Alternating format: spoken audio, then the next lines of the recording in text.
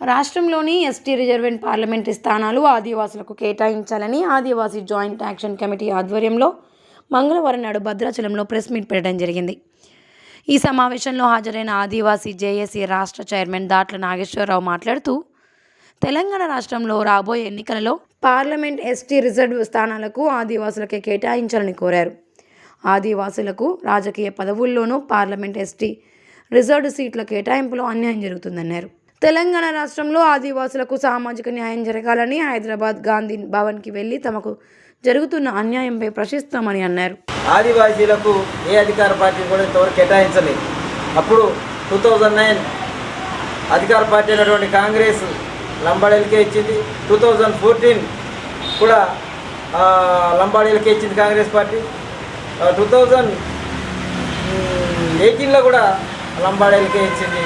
ఇప్పుడు 2024లో కూడా మళ్ళీ వాళ్ళకే ఇచ్చేటువంటి పరిస్థితి ఉంటే అసలైనటువంటి లబ్ధిదారులైనటువంటి ఆదివాసీలకు పూర్తి స్థాయిలో అన్యాయం జరిగేటువంటి ప్రమాదాలు ఉన్నాయి. ఇవాళ లంబాడీలు రాజకీయంగా కావచ్చు, ఉద్యోగపరంగా కావచ్చు, ఏ విధంగా చూసుకున్నా ఆదివాసీల ఫలాలను వాళ్ళు దోచుకుంటున్నారు.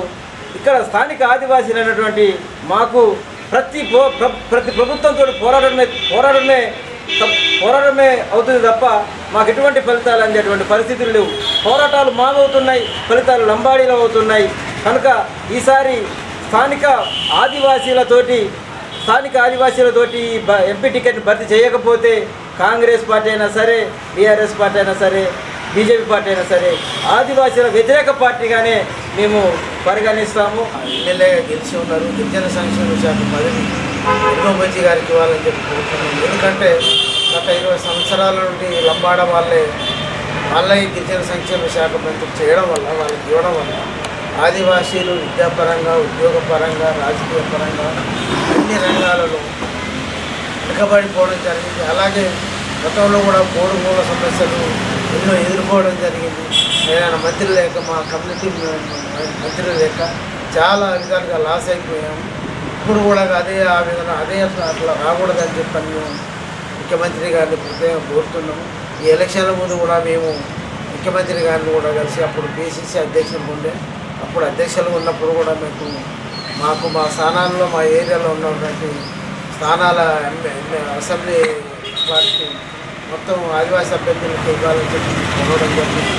దాని మీద కూడా ఇప్పుడు ప్రజెంట్ ఉన్నటువంటి ముఖ్యమంత్రి గారు రేవంత్ రెడ్డి గారు కూడా మాకు అనుకూలంగా స్పందించారు. ఒకవేళ మా గవర్నమెంట్ వస్తే నేను ఆదివాసీలకు ప్రయాణిస్తాను, అందుకని అని వాగ్దానం ఆ మాట ఇచ్చి ఉన్నారు. కాబట్టి ఆ మాట ఇప్పుడు నిలబెట్టుకోవాలని చెప్పాను. కొన్ని నిలబెట్టుకున్నారు.